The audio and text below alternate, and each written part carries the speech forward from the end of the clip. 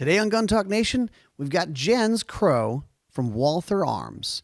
Walther is always known for grip and trigger, and that hasn't changed with their new products. This Gun Talk Nation is brought to you by Colt, Walther, and Leupold. All right, welcome into Gun Talk Nation, the first one as we recover from SHOT Show.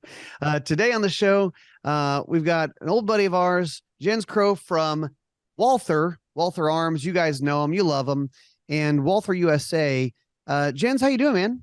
I'm doing good, man. I really appreciate you having me on, and just excited to be home from SHOT Show, and Yep. Yeah, it was just awesome overall.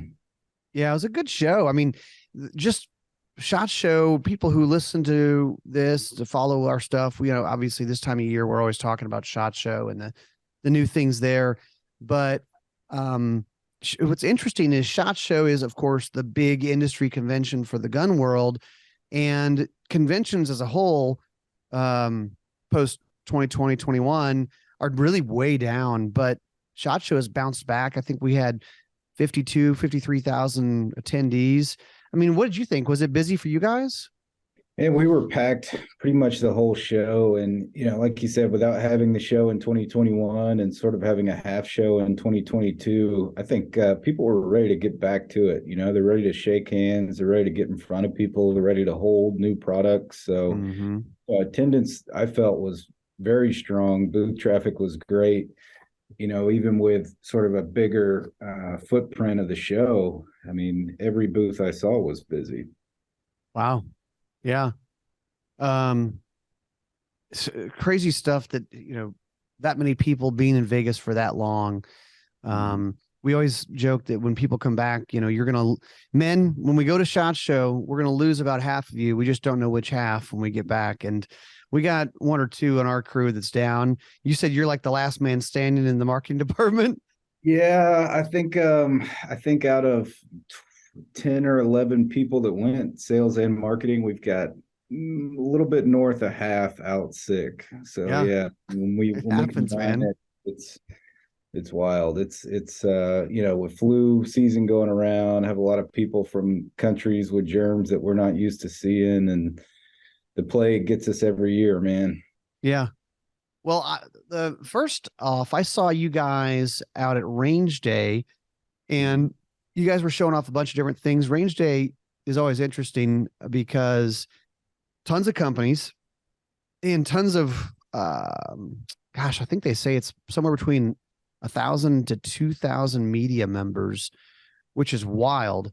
And when we say media, we say that very loosely, maybe perhaps, because there's a variety of, and kind of like you said, a variety of people and from all over the world coming in. What did people seem to be excited about in the booth? What did everybody want to shoot? Yeah, so people at our booth were super excited to shoot the P99 Final Editions. This was a first range day for both the F-Series and WMP, so a lot of these people hadn't necessarily seen those, especially people from outside the U.S. So that WMP 22 Magnum is just a blast to shoot. I mean, it's really loud, shoots a big flame, has no recoil. It's cheap to shoot, it's reliable. So, it's just an awesome range gun. I love showing it off. I love seeing people's faces when they shoot it, because it just lights them up. It literally is a blast to shoot. I mean, it's very blasty. But that's the crazy part about 22 mag is you have that power, but you don't have the recoil. So it's almost, I think people like it because it's almost confusing. You go, man, it's so like bam, bam, bam. But then at the same time, you're hearing it, but you're not feeling it. And it's so controllable. You're going, they probably start like this. They go, bam, bam, bam, bam, bam, bam. Oh man, I can go really fast with this gun. It definitely speeds up. That first round, they kind of get that blast factor, because it's definitely louder than like a normal 9mm. And it's not a small gun, so people aren't really expecting, a 22 type feel out of it, but it really feels like a 22 with, 45 ACP noise and 357 Magnum flame out the front. I mean, it's just, it's really fun to shoot. What does that one hold capacity wise? So it's 15 round mags. Okay. But yeah, I mean, it's not a small gun, big old full size 22 mag. And that was, you guys released that what, around maybe mid-year last year?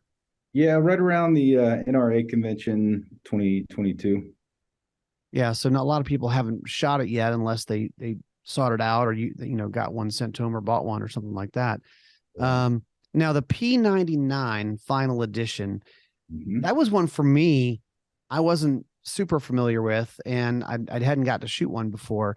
And that's just a really neat gun, but you kind of have to tell the story of that gun and why this one's called the Final Edition. Yeah, so crazy story behind that gun. It was the first ever polymer pistol with interchangeable back straps. So that was kind of a industry first. It's now industry standard. Mm-hmm. Released in 1997. It's got a really cool decock button on the top of the slide. So when you have the striker cocked, you can actually push and decock it, and it's a true double action trigger pull. So it's a really long, sort of heavy, intentionally heavy trigger pull. Or you can leave it sort of in single action mode, which is like a normal striker fire type trigger. So I think way ahead of its time. It was a Bond gun for a while. It was Pierce's gun, and then Daniel Craig also had an appearance or two with the P99. So huge cult-like following from the movie guys as well as just Walther collectors. Yeah, I mean, it's an iconic gun that was really kind of game changing in a lot of ways, like you're talking about. And it's funny how guns will do that, right? Their guns have their own personality, their own fan base. Literally, not even just the brand, but the model has its own fan base. And I will say that top of the slide, rear of the slide, decocker button, I'd never seen anything like that. And I'm not I'm not usually a guy who nerds out about the functionality internals of a gun. I know some people love that, the mechanisms and how does it work. I'm not usually that guy, but for this one, it kind of reminds me of some of those guns that I do like the squeeze cocker or certain things you go, this is weird and I like it. Yeah, it's definitely unique, and really cool mechanism. And the AS is what we call that system. Really designed for the needs of law enforcement who are really sort of concerned with transitioning over to striker fire guns in the very beginning. I mean, we're talking late 90s here, so Mm-hmm.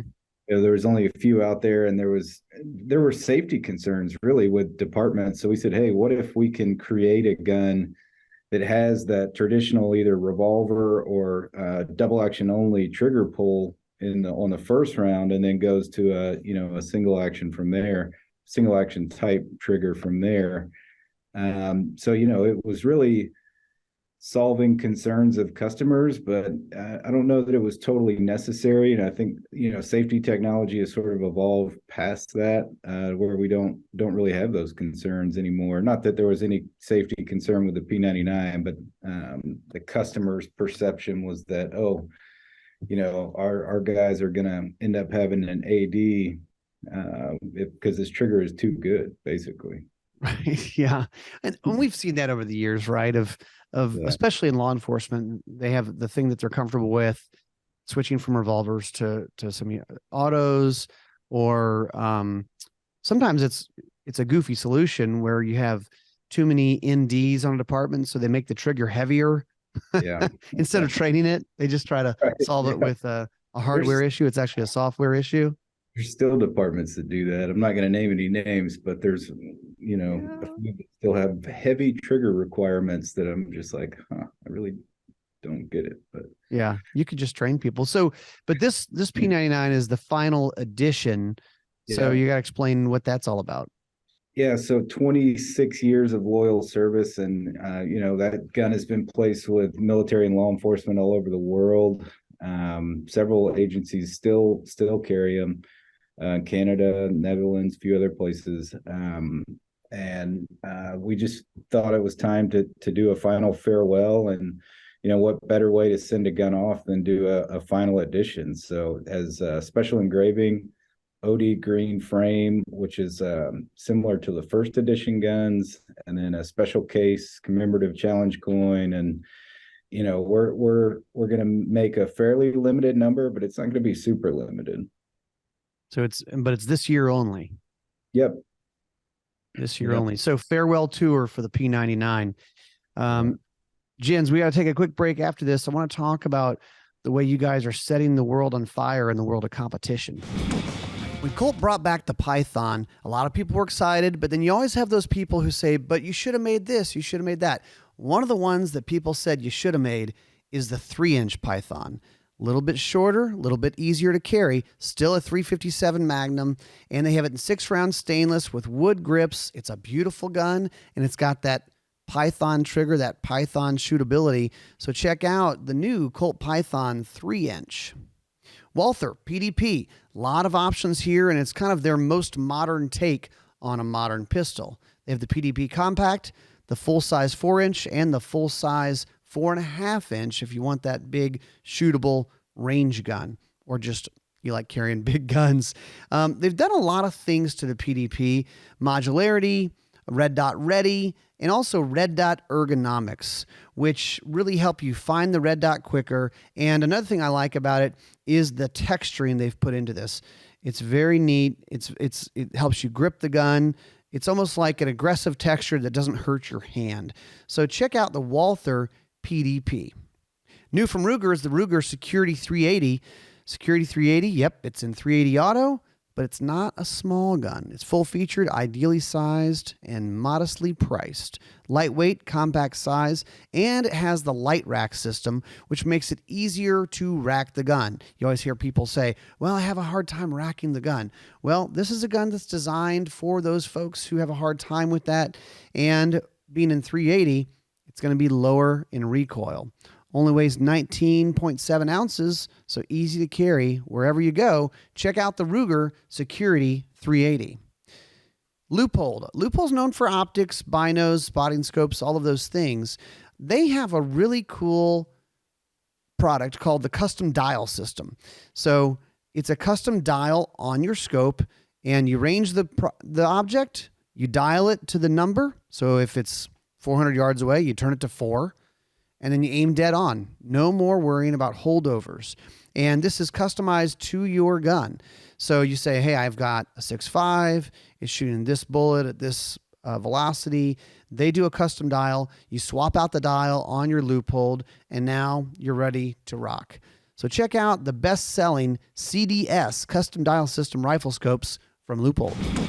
So, Jens, I remember several years back, you guys came out. I mean, you kind of started, I would say, Walther got into the U.S. pistol world. It wasn't simply like bringing in Walthers that had some European design features, right? They started going, okay, we're going to make stuff that's like the Q4, and now, of course, the PDP. You guys are really in there with all the other modern striker-fired pistol. And one of the things you anteed up and you said, if you use our gun in competition, there was a prize thing, and that really kind of got people going, wait a minute, let me look at Walther. And now there's a lot of competitors using it. Where you guys seem to be really shining, and why? Yeah, so we really made a big effort with the Q5 match and Q5 steel frame when those were launched, and really pushed hard. And then sort of with the launch of the PDP, kind of at the same time that USPSA has been building production optics division, and and IPSC as well building production options. IPSC as well building production optics and production optics lights as production optics and production optics light as different divisions. We've really seen people going towards like a service type pistol that has the ergonomics and reliability and accuracy of a competition pistol. Mm-hmm. We've seen the PDP do really well there. In fact, Luke Cow, one of our Walther USA team shooters, just won the IPSC World Championship in production optics light, which is the most shooters in any division. So, oh, wow. Huge win for us. It was the first ever IPSC World Championship won by a Walther pistol. So we're super proud of Luke, and The awesome job he did there, but also proud of our pistol. I mean, it's basically a stock gun with a Trijicon SRO on top, and won a world championship, beat out a lot of guys who won multiple world championships. And yeah, sort of the crazy thing about Luke, if I can like drive down there for a second, Yeah. he's only been shooting for 6 years. I mean, this guy is an amazing shooter. He's an immigrant from China to the US to get a master's in physics, and kind of discovered that he had Second Amendment rights. So Wow. Growing up in China, his dad had carved him a wood gun that he just sort of used to play with, not functioning at all. And Right.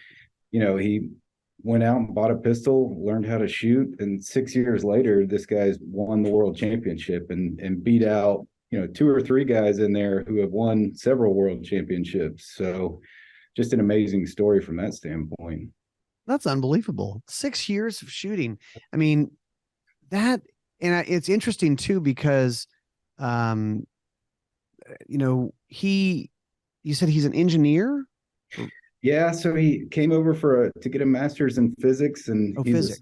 a software engineer by day, and competition shooter by night. He also, he speaks fluent Mandarin, so he has a lot of Chinese immigrants that he's teaching how to shoot and teaching about Second Amendment rights, and really how to be an American. And wow. That's a demographic that we don't ever, as an industry, pay attention to. But man, these people come into the U.S., they have Second Amendment rights too, and as long as they're legal citizens, legal law-abiding citizens, we should recruit them to our side, so to say. That is fantastic. Yeah. What a cool deal. And especially being that he had no background in it. But it's funny how many people desire that freedom. There's a lot of people who desire to shoot guns. They go, this is a whole world that's been closed off to me. And when they get to the US and they discover that freedom, and they go, this is something I want to do because it's been prohibited from me. And I think, it just ties right into some of the most freedom loving people I know are the people who studied, took the test, became a US citizen, and by God, they're going to practice all of their rights. Yeah, exactly. It's so cool. So then you guys brought out the PDP, which, I mean, how would you kind of position the PDP versus like the Q4 or Q5 family?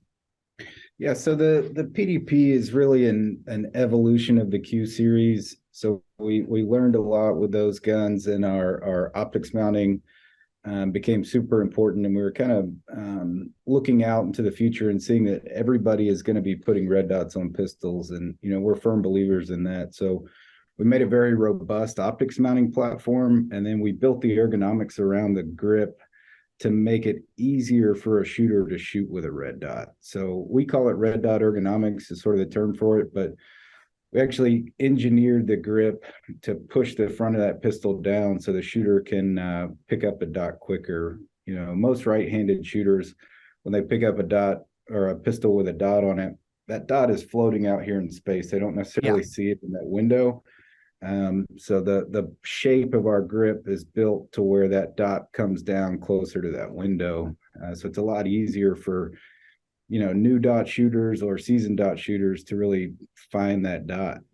Yeah, most people, if they're used to shooting iron sights and they put a dot on, what kind of what you're describing, Jens, is like they come in high, right? The front of the gun is high because they're typically finding that front sight and then rolling the gun in.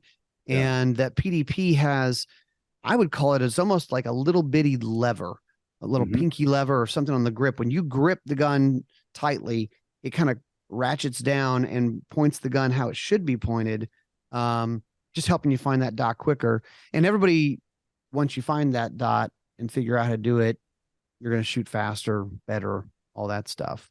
Yeah. The PDP is making waves. Another thing that you guys started was the F-Series.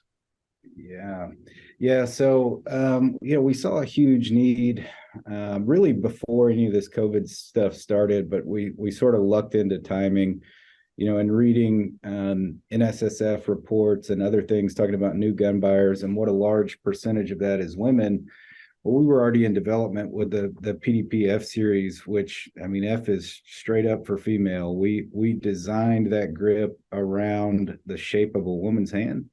So basically measuring the differences between men's hands and women's hands, and then putting those dimensions into the grip of the gun. So the trigger reach is a lot shorter. It's brought back by quite a bit, and the overall grip is a little bit thinner both ways. And then we changed the angle by about slightly less than 1 degree, which is about a 5 to 10% 5 to 10% change in that grip angle. And a lot of people were like, well, why do women need a different grip angle? And it goes back to like hands and how men are sort of built differently than women. And we have a lot more meat right here, muscle, fat, tissue, skin, bottom of the palm. Yeah, right here in between your thumb and the middle of your wrist. And so when women grab a gun, need to bring that angle forward because they just don't have as much meat pushing their hand back. So there's just not as much material there. So we considered all of these things when we went to design the gun, and we wanted it to fit in a regular PDP holster and take regular PDP magazines and more or less look like a regular PDP. So we really built a duty weapon ergonomically designed for women, and we look at it like they don't wear the same cut of pants we wear. They don't wear the same body armor that we wear.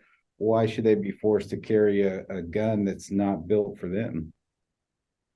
What has the reaction been on that? And we've been selling the snot out of them. We've yet to put one in the warehouse. We launched it. It'll be a year in February. So we've just seen an awesome response from the market, and a lot of men buying them too.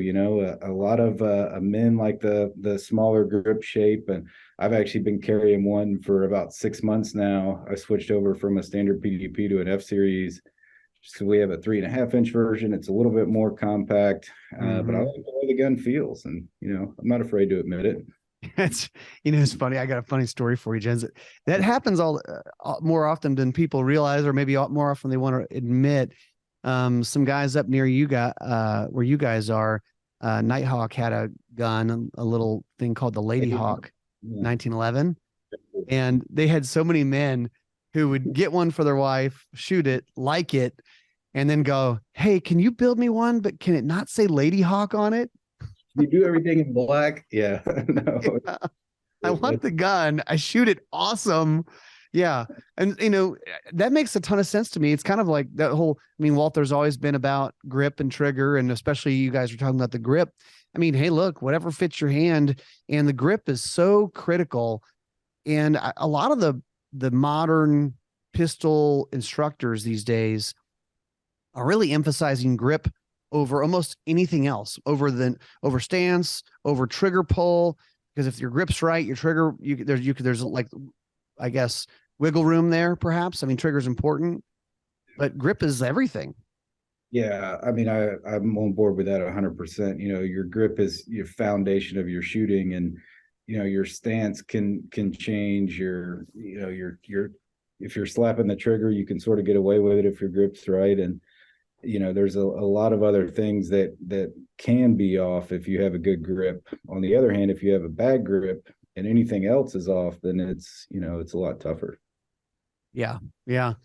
Now you guys make a lot of other things we haven't talked about. Is there one in your lineup that's your personal favorite, or one that you like that maybe people don't think about or know about? I've really been doing a lot of research into the Olympic style shooting here lately, and some of the air guns like the LG400, LG500. It's just such a different animal to shoot. It really blows my mind, because shooting a competition air gun is so different than shooting center fire or rim fire. We have Will Shaner in our booth at SHOT Show, and he's the current Olympic gold medalist on air rifle. Having him and a current world champion on the opposite end of the spectrum was really cool when they started talking about different training techniques and different mental techniques. And with the air gun, your trigger pull follow through is so much more important than anything, because you're really dealing with zero recoil on something like that, or what we would consider as center fire rimfire shooters is zero recoil. But for them, that follow through is absolutely critical, because that pellet hasn't left the barrel yet by the time they're done pulling the trigger. So the fact that those guys are shooting 5.5 millimeter groups with that's what I was going to say, millimeter pellets at 10 meters over 60 rounds is just, it blows my mind. It's crazy. Yeah, they're really, the Olympic air gun is it fair to say probably the most accurate of all shooting out there? Yeah, gosh, that's a bold statement, but yeah, it's got to be close to it. They're measuring stuff with computers to figure out the group sizes and all this. Yeah. They're the technology just in determining your point value per shot is crazy, and you're putting 60 pellets through a 5.5 millimeter diameter hole, and it's a 4.5 millimeter pellet. So it's mind blowing, really. A 60 shot, mostly one whole group. Yeah. It's like who does that? Yeah, stand crazy. But yeah, you guys are on that side of it too. Just killing it in the Olympics. So Walther, known for all these different things, women's guns, competitive guns, self-defense guns. And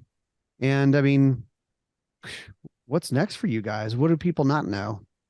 We've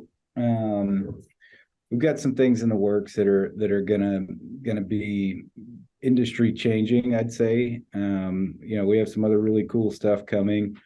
The next 18 months it's gonna be interesting to be a Walther fan. You're gonna see some stuff you've never seen from Walther, and you're gonna see some stuff reintroduced in a different way. So I'm really excited over the next, call it 12 to 18 months. But I think Walther fans are not going to be disappointed by anything we do, and we'll bring in a lot of new people to the Walther brand. That's fantastic. And I have to agree, when you pick up a Walther, especially any modern Walther, it's very consistently, man, this feels good in my hand. It's all about that, feeling good in the hand. Yeah, we work really hard on it. And, back to what you were saying, the guts of our guns hasn't changed much from P99 to PPQ, but we know what works there, and it's really just ergonomics and building the best gun for any given situation from there. Awesome. Jens, thanks for being on with us. Hey, thanks, man. I appreciate you having me. Great. All right. Well, that is it for us. We will see you guys next time on Gun Talk Nation.